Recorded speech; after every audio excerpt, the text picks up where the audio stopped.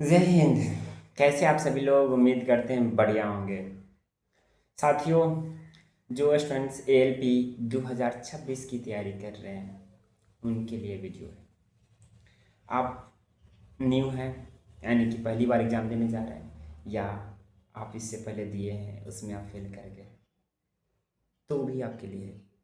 वैसे व्यक्ति होंगे जो 2024 में एएलपी का एग्ज़ाम दिए थे, किसी कारणवश पास नहीं कर पाए, आपने मेहनत किया, नहीं कर पाए। कुछ ऐसे भी होंगे जो 2025 के एलपी CBT 1 में निकल गए, लेकिन CBT 2 बेकार चला गया, उनके लिए भी वीडियो है। ठीक है, आपने मेहनत किया, बट कहीं ना कहीं मेहनत में कोई कमी रह गई होगी, जिसके कारण आपका सिलेक्शन नहीं हो पाया। तो आज जानेंगे कि कौन सी गलती नहीं करना है।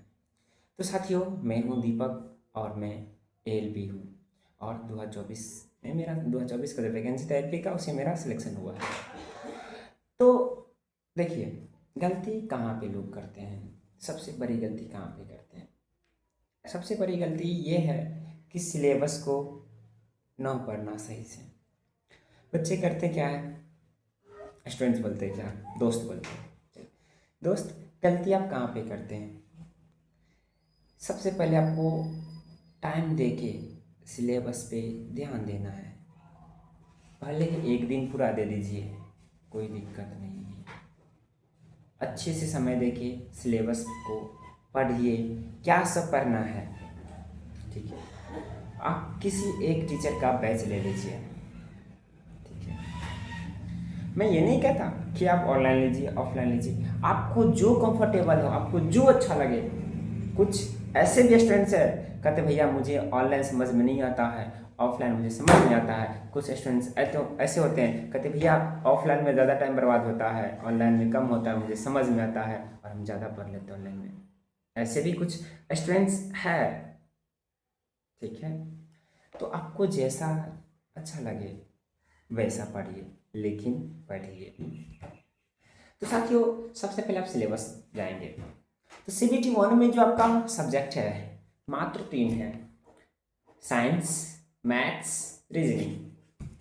साइंस, मैथ, रीजनिंग, मात्र 3 सब्जेक्ट है आपका। अब देखिए, ये 3 सब्जेक्ट है, 3 सब्जेक्ट के कारण आपको ये नहीं पता चलेगा कि किस सब्जेक्ट से कितने मार्क्स के प्रश्न आएंगे। ठीक है, इतना तो क्लियर है कितना क्वेश्चन आएंगे, लेकिन 3 सब्जेक्ट है, तीनों पर अच्छी पकड़ बनाइए। पकड़ कैसे बनेगा? तो सिलेबस को अच्छे से पढ़िए, जो टीचर ने पढ़ाया उसे रिवीजन कीजिए, प्रैक्टिस मारिए, मॉक लगाइए, चैप्टर वाइज मॉक लगाइए, टॉपिक वाइज लगाइए, पूरे एक साथ होल लगाइए। तो आपको टीचर तो पढ़ा के चले गए, उनका जो कर्तव्य था उन्होंने कर दिया। उनका कर्तव्य क्या था? पढ़ाना आपको, वो पढ़ा दिए। अब आपका प्रैक्टिस का काम है, तो प्रैक्टिस टीचर कराएंगे? नहीं, आपको करना होगा।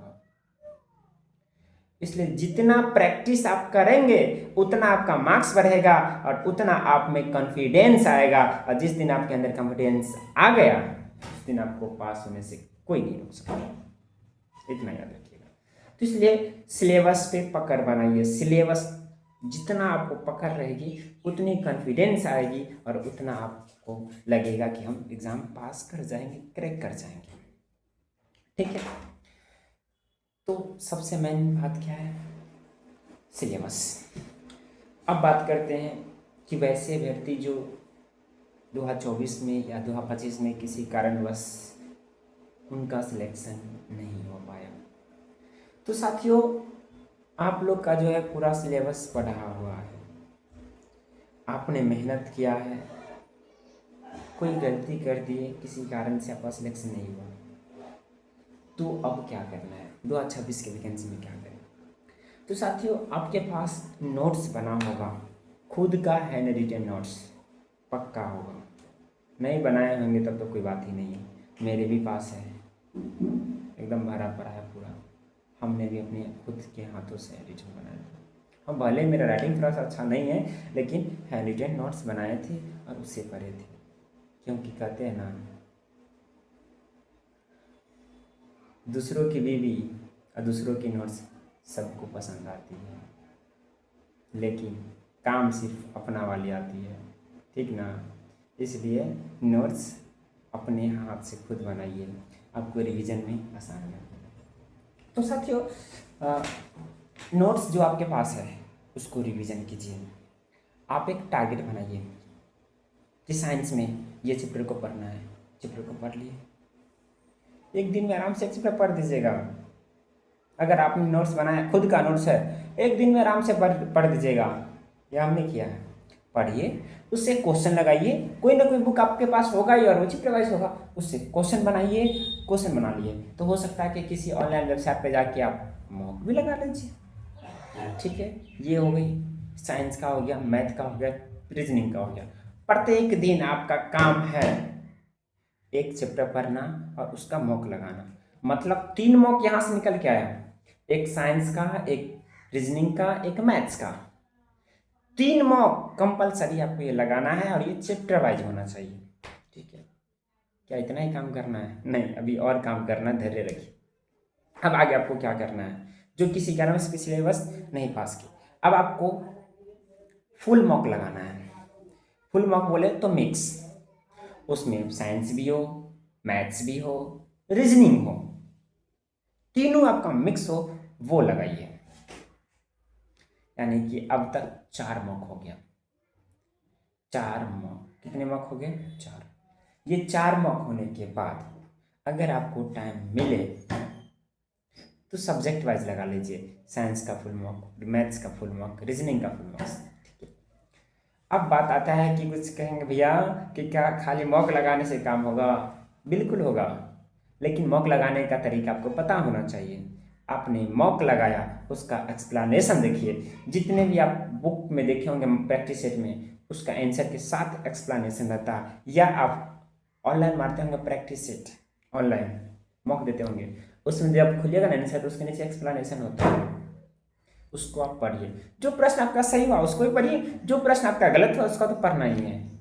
तब देखिए कि कैसे मार्क्स नहीं बढ़ता है और आपका सिलेक्शन कैसे नहीं होता है। आपको कोई नहीं रोक सकता इतना करने से, लेकिन ये बोलने में तो आसान है, लेकिन करने में बहुत ही डिफिकल्ट है।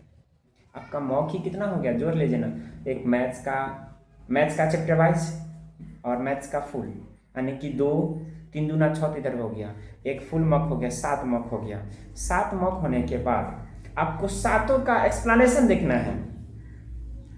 एक्सप्लेनेशन देखिएगा ना, आपके पास इतना टाइम नहीं बचेगा कि आपको उम्मीद है।